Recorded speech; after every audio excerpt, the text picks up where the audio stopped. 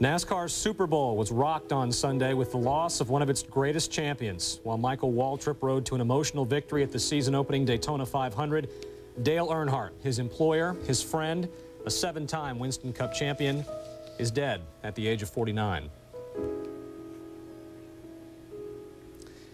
Welcome, race fans. Thank you for joining us on RPM tonight. I'm Whit Watson. It should have been a joyous day in stock car racing. Opening day for the 2001 Winston Cup season, the sport's crown jewel, the Daytona 500. Instead, we mourn the passing of a 7-time Winston Cup champion and one of racing's most unique personalities. Dale Earnhardt was running third on Sunday behind his son, Dale Jr., and the man he hired to drive for him this year, race winner Michael Waltrip. They came to the final lap. Earnhardt hit the wall and was caught up with Ken Schrader, had to be cut out of his car, a process that took 5 to 10 minutes, and a tarp was drawn to cover the wreckage. He was taken to Halifax Medical Center in Daytona. A doctor on site there said that Earnhardt was unconscious and unresponsive and never showed any signs of life. An autopsy will determine the exact cause of death, but the doctor speculated that it was a head injury to the base of the skull. Mike Massaro is covering Speed Weeks for us, and again, what should have been a joyous day for Michael Waltrip has turned tragic. Not only did Waltrip drive for Dale Earnhardt, the two were very close friends. Mike, a very difficult time right now for NASCAR.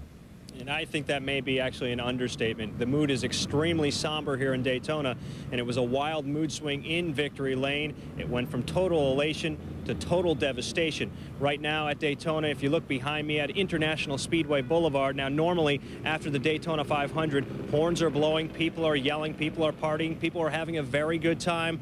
Right now, you could practically hear a pin drop. It's that quiet. The impact of the loss, perhaps it's too early to really state what it means to not have Dale Earnhardt as part of the Winston Cup Series. But if you could, speak to the impact and also the irony involved here. Well, Whit, it's such a dramatic impact. Dale Earnhardt, if you will, and I don't think I'm overstating this at all, is NASCAR's equivalent to, say, Michael Jordan or, say, Mark McGwire in baseball. He had that much effect on this sport. He had 7 championships. He was 6th on the all-time win list with 76 victories. People simply came to the racetrack to either root for him or root against him. But no matter what you say about Dale Earnhardt, he was all about winning. He was an ambassador for this sport, and people really enjoyed having him around. There's no doubt that NASCAR can go on without him. They've lost champions in the past. Alan Kulwicki, Davey Allison both lost their lives after winning Winston Cup Series championships, but this sport will certainly be different next week at Rockingham.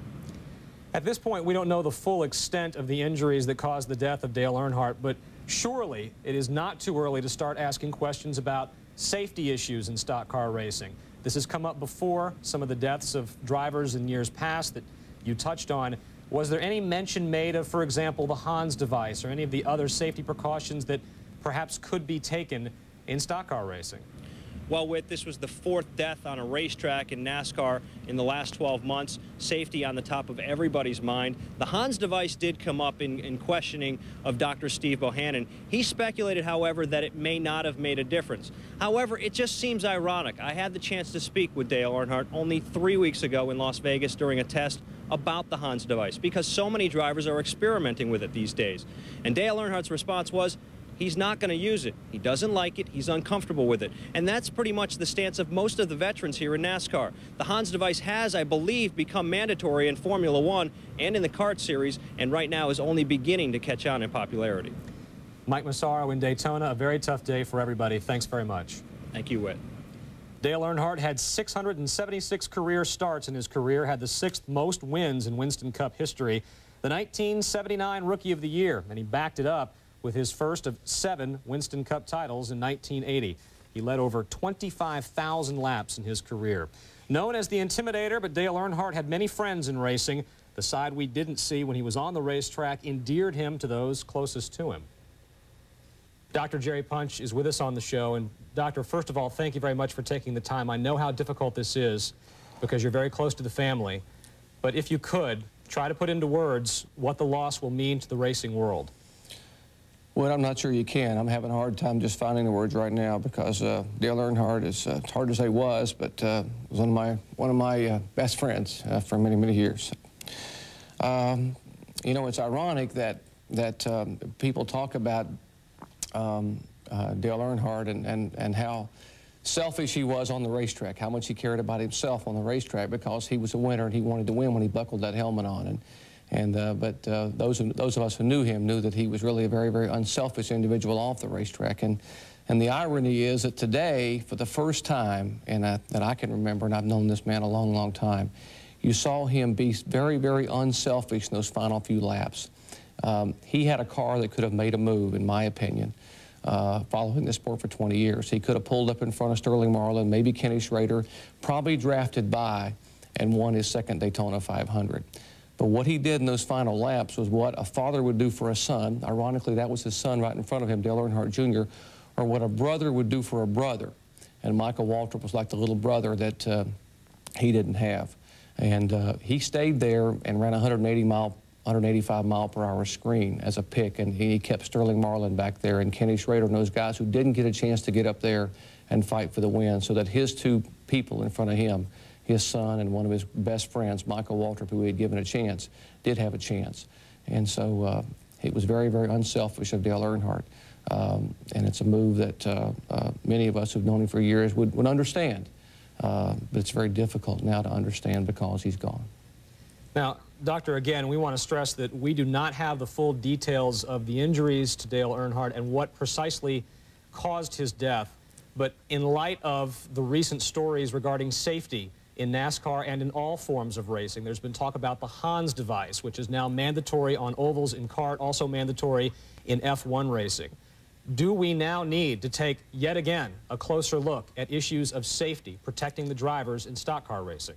Well, I mean, in my opinion, NASCAR racing is the safest form of racing in all of sports, all of motorsports. There's nothing safer than those race cars and inch and three-quarter roll bar tubing.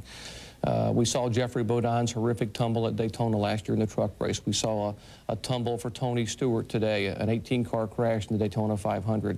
The drivers walked away. Stewart was taken to the hospital and checked out, and basically is going to be okay. What you can't predict is what happened with Dale Earnhardt, what we saw happen with Neil Bonnet a few years ago, what happened with Ernie Irvin at Michigan back in 1994, the abrupt right-hand turn up into the wall and almost head-on collision, that deceleration. In my opinion, I mean, the Hans device is a great device, and it's very difficult to talk about safety devices when we're talking about the loss of someone that we all cared about so much. But I'm not so sure the Hans device or anything at that point in time would, even as safe as these cars are, would have made that much different with that kind of massive deceleration at 185 miles an hour.